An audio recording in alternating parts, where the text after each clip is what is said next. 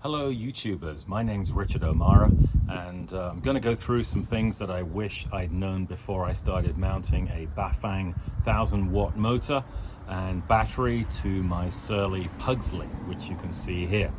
So I'm not going to try and explain all the details about how to mount this thing. There are other people out there who've done videos, but I just thought I'd give you a quick heads up if you're considering doing this as to what to order from the kit on Amazon. So first of all, when you order it on Amazon, you get a whole bunch of choices about motor size and battery, things like that. That's up to you to decide what you're going to do. Like I said, I did 1000 watts. This is a 48 volt, 20 amp hour battery that I've mounted, and that's plenty for my needs on this fat bike. However, I did order, because I thought I needed it, the mounting plate, but in fact the battery comes, you can't see it here, but with a mounting plate, so don't bother ordering that. I also ordered extension cables, which you can see in the middle here. I didn't need any of those either, even though this is a large frame Surly. There's plenty of extra cabling. I could have gone one size larger on the bike and not needed the extension cables. So altogether, that's $40 that I didn't need to spend. So some other things just to note about the kit when you order it. It does come with a throttle. You can see that here in the center of the screen. I did mount that initially just to do some testing so I didn't have to turn pedals, but if you want to keep your e-bike as a class 1 or a class 3, you do not want to be mounting that throttle. It does come with the kit, but you don't need to use it if you want to make your bike class 1 or class 3. What I should have ordered and didn't at the time is the rear battery, the rear lamp, LED light. I wish I had ordered that. I ordered that later because it comes with the wires to do and add that. As you can see, it also comes with a front LED light. That's just part of the kit. I didn't realize it was coming, but now you know that it is. Okay, so other things to think about when you're mounting this. It comes with no instructions, so YouTube is your friend here. A couple of things just to note. When you get the kit, you'll see this kind of weird looking device on the end of some electrical cable. This is the shifter, basically a clutch. It stops the motor when you change gears. I think that's definitely something worth mounting. This is the speedo. This caused me no end of fits because it turns out that the only way it works is when it's mounted like this. Mounted more normally where the lead would come out to the right rather than the left, which would make it much easier to mount and have the wire going behind the chainstay. That caused the speedo not to work. So finally I figured out that you had to mount it this way. Couple of other things. There is a mount down here for the other side of the motor when you put it in. Those silver bits there, those are washers that I had to add. It does not come with washers.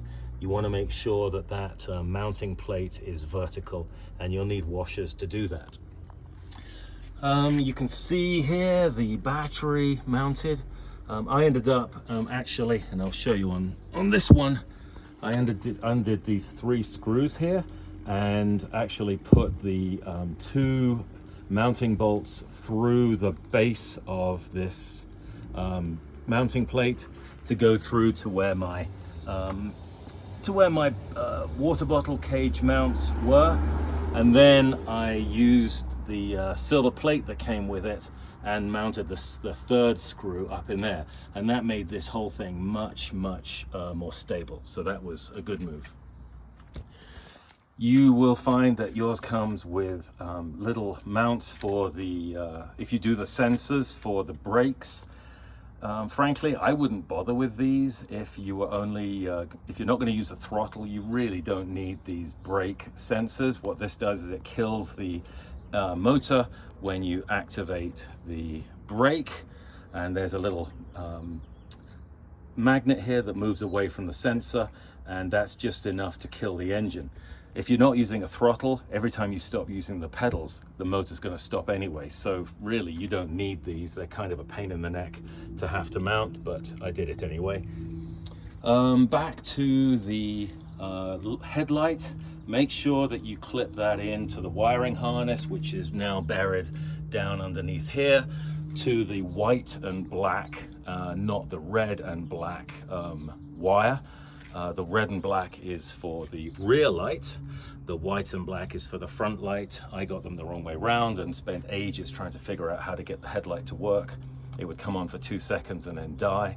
That was merely because it was connected to the wrong wire. So I think, the other thing you need to know is that when you set up your wheel circumference to get the right speed and distance on your whichever computer you're going to be using, this is a DP, I think it's a DP010.cn head unit.